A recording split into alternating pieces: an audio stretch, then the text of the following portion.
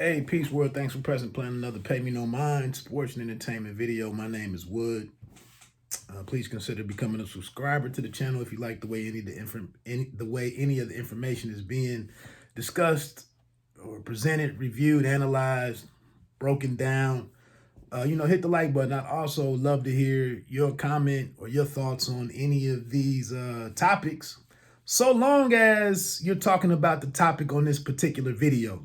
I had some guys come and comment 8 months later on a video that I did about a certain individual, and no one else was talking about that individual back then, but this individual got in trouble last week, and somebody came to the video, my old video, making me sound like I'm an idiot on new information or a new event. And I'm like, how does that work?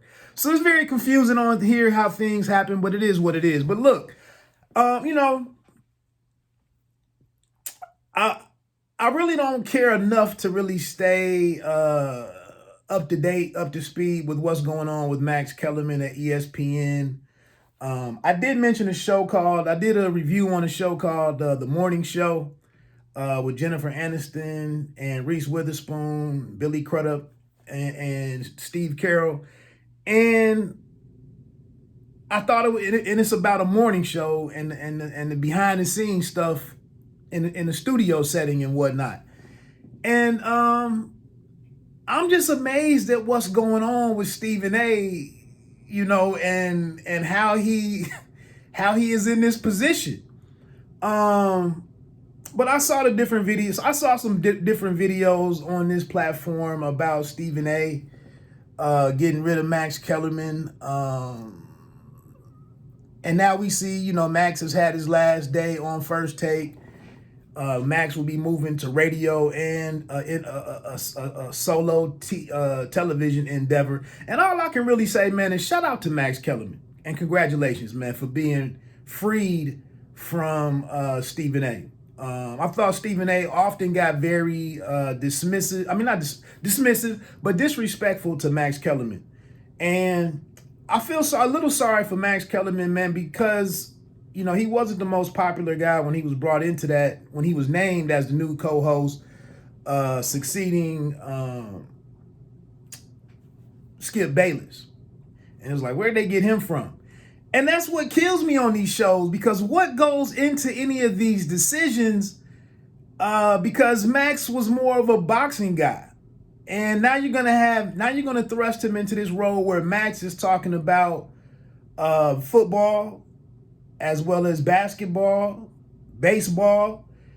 And so then we get into this portion of his career where he's the white guy. And now this conservative sports movement over here wants to paint Max as a sellout, because you sit here and follow along with this black guy, and then you're over here on ESPN with all of these social issues and social justice issues and what's being thrown out here and labeled as wokeism and all of this stuff. Always, personally, always thought Max spoke on issues in a satisfactory manner for me. And I think a lot of the brothers on ESPN and some of these platforms, not my thing. I think they overdo it, to be honest with you. But it's working for them. So congratulations. A lot of cats on here on YouTube focus on that. That's your thing. That's your thing. But I just want to know, for Stephen A, I'm blown away at how ESPN got this far or this heavily invested in the Stephen A business.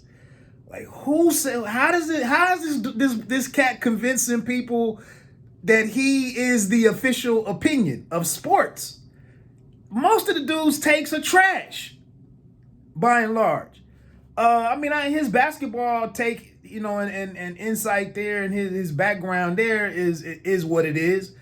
But this man has just sat here and convinced money and influence and power and the biggest microphone, the brightest lights in this whole thing, he's convinced them that to rock with me, to roll with me. And shout out to him, man, because I don't know how he did it.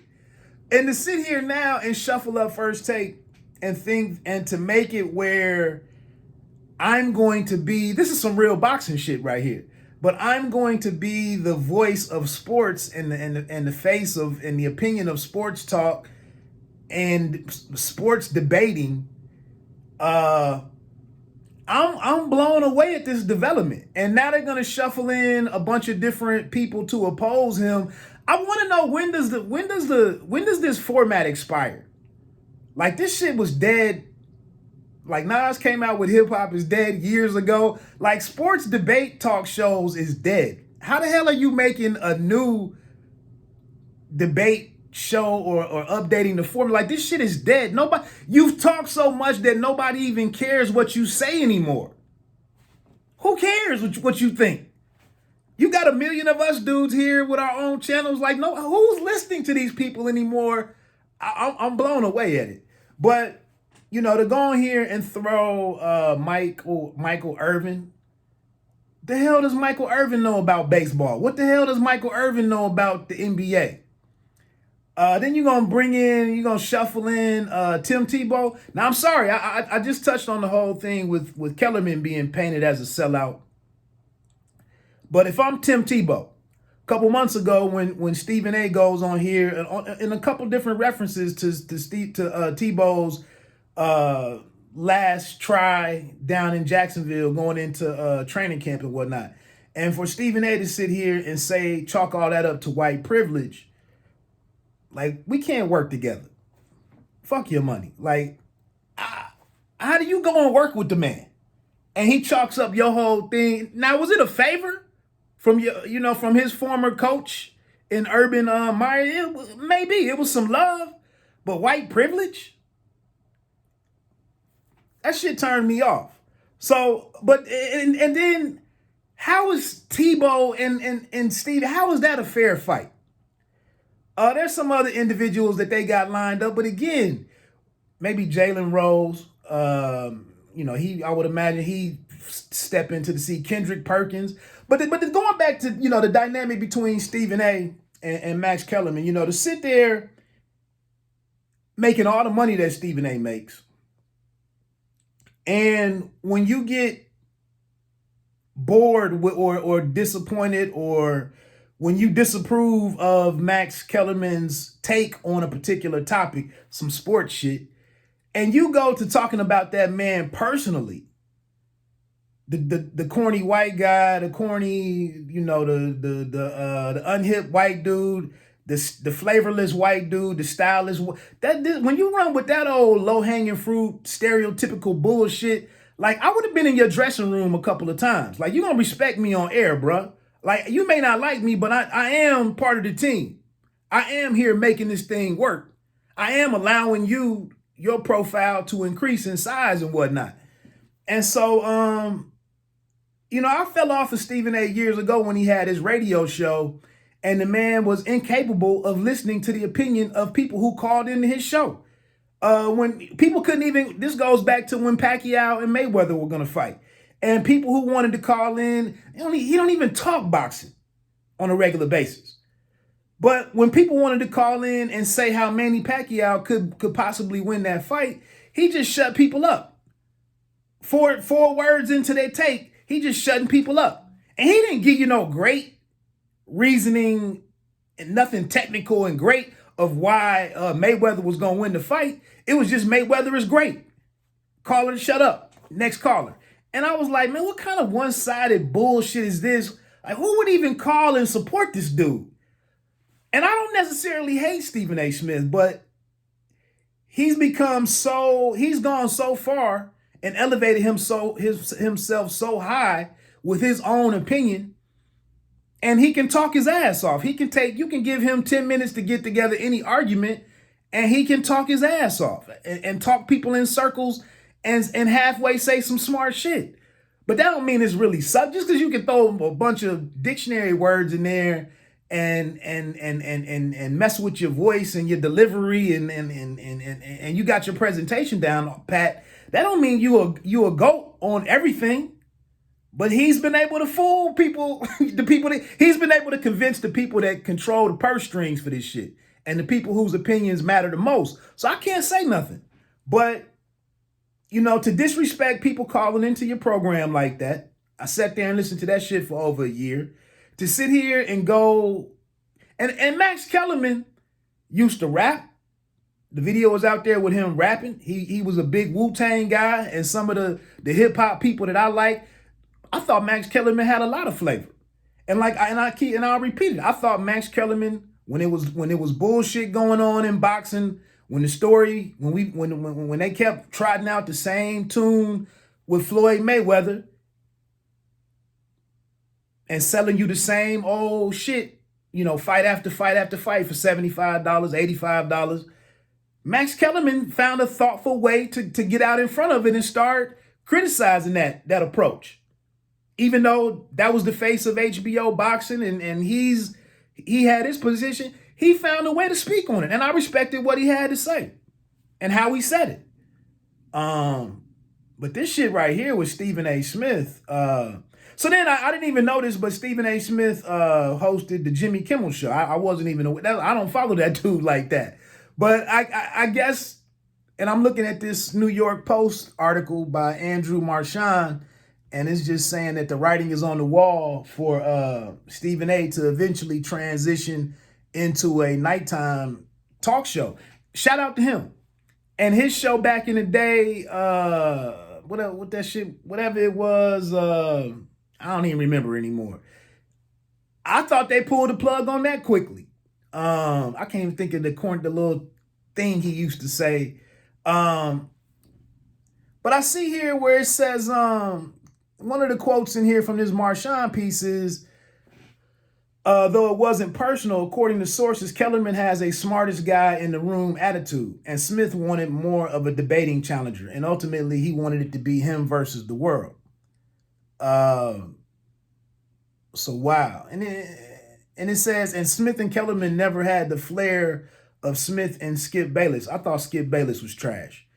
Smith has told everyone who needs to know, including Kellerman, that it didn't work well enough, according to sources, after Smith's wishes were executed. Whatever. But, okay, so then the second half of this, let me put this time on here. Shout out to Nate Burleson, former NFL player. I think he played 11 years in the NFL for a variety of teams, Seattle, Detroit, Minnesota Vikings. I'm going to salute that brother, man, because he's perfectly executed what I had hoped to do with some of my content. He's himself. Forget fitting into these streets and being black cool and representing hip hop or the culture and all that shit. I just sat here and watched, but I've been watching Burleson for 4 or 5 years now. And I'm happy for the brother. He's the new co-host on CBS. Good Mornings is what the show is now rebranded as. He's sitting there with Gayle King, and I cannot remember the other guy's name. My bad. But, and I just was talking about that show on Apple TV Plus, The Morning Show. This is something else that kind of, you can see how it happened.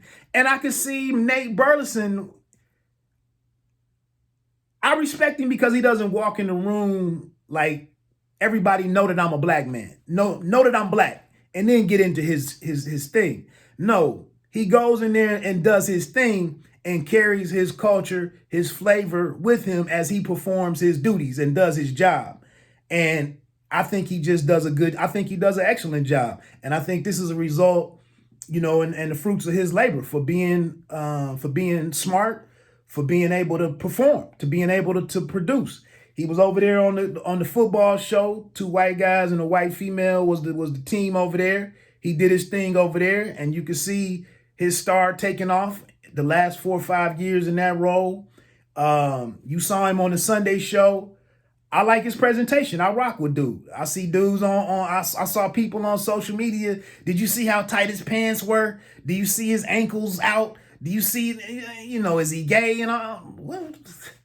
But dude just kept rocking. And I saw a couple months ago, he was on the show for a week, doing what the bald head guy, the shaved head guy, he was doing his role, like introducing. It's a little segment that they do, but he came on there, well spoken, humor, enough flavor, enough sauce, enough drip, all that other shit. But that's not, like I said, he doesn't bring that stuff in the room first and say, respect all this, respect my blackness, respect me. He just goes in there and he's himself. And then you either rock with it or you don't. But I think he delivers it in a manner where he's a likable dude. He enjoys it. He brings good energy. He enjoys what he's doing. Like I said, always thoughtful with everything that he says, making that transition from, being behind a face mask and playing football. Of course, he's kind of their Strahan, right? I mean, the obvious comparison is he's their Strahan.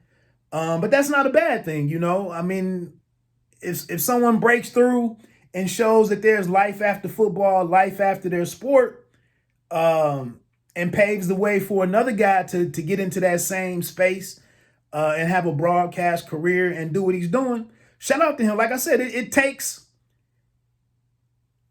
it's a lot of guys, it's a lot of brothers that we see, that I see out there that we love in sports, and they walk away from sports unceremoniously, and we don't hear nothing from them. We see him on the side. You know who I'm talking about. We see him on the sidelines still trying to look like they're 22 years old or 20 years old or whatever made them pop when they were in their sport.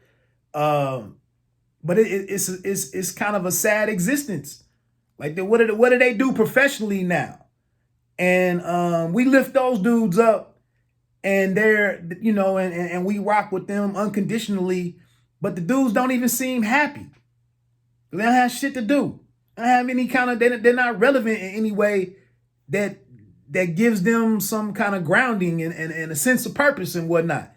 And this brother right here, like I said, to go work his thing, what was he, like a slot receiver, a decent number 2 for a couple of years or something, made a couple, 4 or 5 touchdowns a year, 40 to 60 catches, but never that all-pro guy. But he was looking down the road and had a plan to maximize what it means to be a former NFL player, former professional football player in this country. And I think he goes on TV and represents Reggie Woodson and in a lot of ways how I would do things or how I've tried to do things. So shout out to him. And I saw the show. I think this was their debut as Good Mornings. He looked comfortable. He looked like he belonged there. And honestly, I could see him carrying that show with his energy and with his awareness, what he's hip to at all times. And knowing, and with this, he appears to know when something is not in his wheelhouse, and he can shut the hell up or just say enough to say that I was present, I was there, but that's not my specialty, so I'm not going to try to take it over. Conversely, Stephen A. Smith goes to MMA, to an MMA match in the building for 20 minutes in the sport, for dips his toe in the sport, dips his toe in the waters of the sport, and then he's gonna come on and tell you all his great thoughts about his mastery of the subject, just because he can put a bunch of damn words together. That kills me with that guy.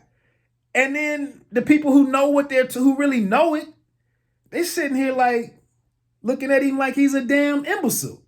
So he doesn't know when to be quiet, in my opinion. And I think we all need to know our limitations. All of us, except for Stephen A. Smith, because he's rolled that to $60 million 5-year deal, and probably headed to late night TV somewhere. All because he believes fiercely in himself. Anyway, that's it, man. Pay me no mind, sports and entertainment. You don't have to be great to start, but you have to start to be great. I mean, Stephen A. might personify that right there. Hey, I'm out. Enjoy the rest of your day. Peace.